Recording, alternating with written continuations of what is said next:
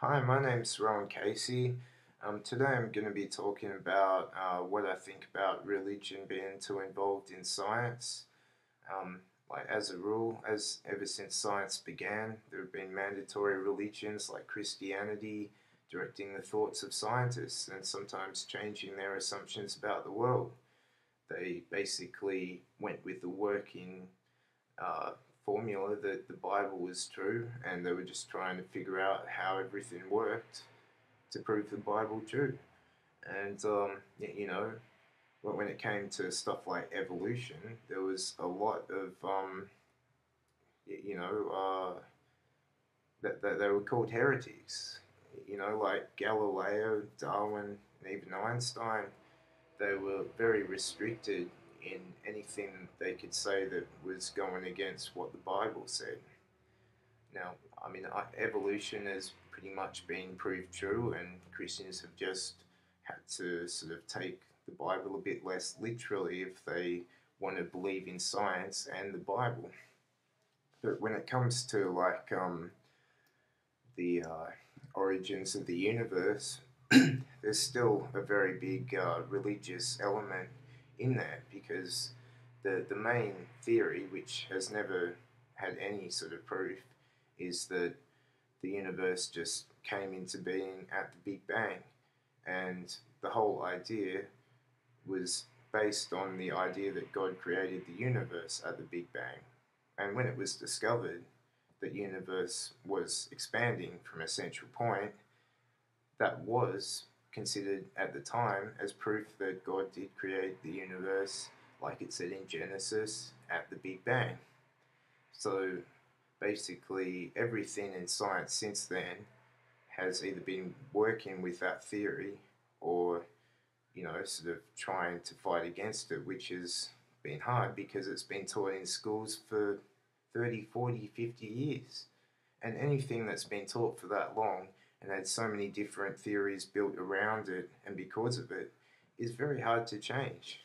Um, Basically, there are two theories, and one is like that there was a singularity of infinite density, which was just there. There was no time in it, and no time before it, and it just exploded for no reason. And well, let's think about that theory. Singularity of infinite density is a black hole, and a black hole is made up of atoms, which it's grown. The atoms have grown so cold that the electron stops revolving around the nucleus and collapses, and that takes away you know all but 100th of a% of the volume of the atom. So the nucleus of the atom and the electron only make up 100,000th of the volume of the atom. So that's very dense material. It's as dense as you get, which means it's infinitely dense. But that doesn't mean it's infinitely small. It's just 100,000 times smaller than the atoms that we see around us. And so, what Einstein worked out is that time is space, and time has to exist with space. So, if there's space there, and we know that there's space there because the first law of thermodynamics says that energy cannot be created or destroyed. So, there's energy, there's space, and there must be time there. And the thing is, just doesn't make any sense. The whole theory is based on the idea that God created the universe at the Big Bang. The other theory, which is the one I support, is that the many worlds theory, which is the Big Crunch theory, which basically says that as the stars burn out and the atoms grow cold, turn into black holes, there's no propulsion sending them further out into the universe, so there's only gravity bringing them back in. You can't just travel away from the gravity of something without any propulsion.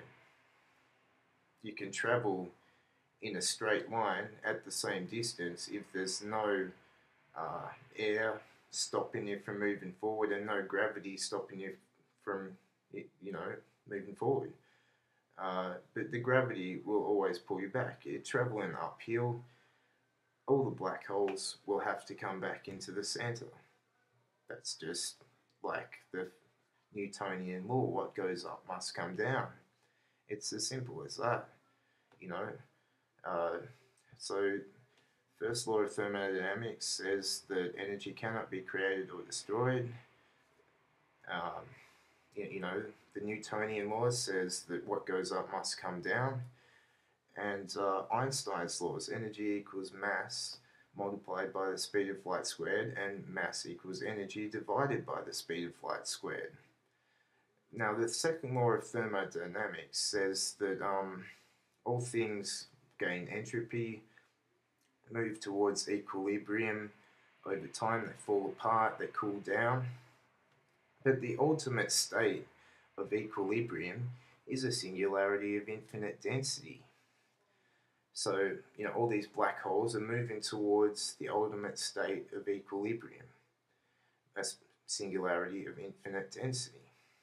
But this singularity just cannot hold itself. The entire weight of the universe crashing down as all these black holes come crashing into each other, the entire weight of the universe cannot be supported. The atoms cannot stick together under that sort of pressure. We know this because the Big Bang happened.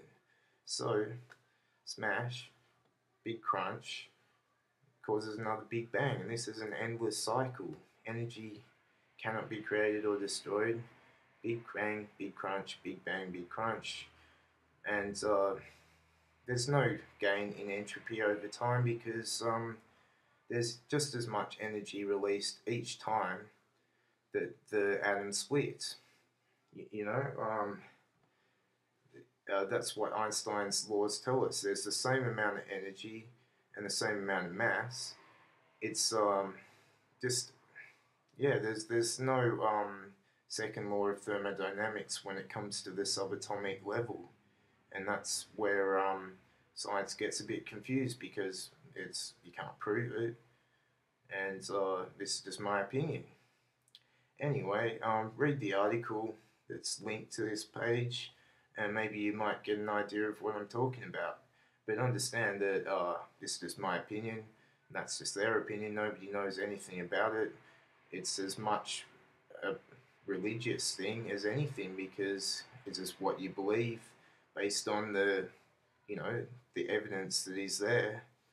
And I think the evidence is pretty good for the many worlds theory, but it's not scientifically provable because we can't see the Big Bang or the Big Crunch happen. Maybe we'll be able to observe it over time that the universe is in fact stopping expansion. Anyway, tell me what you think.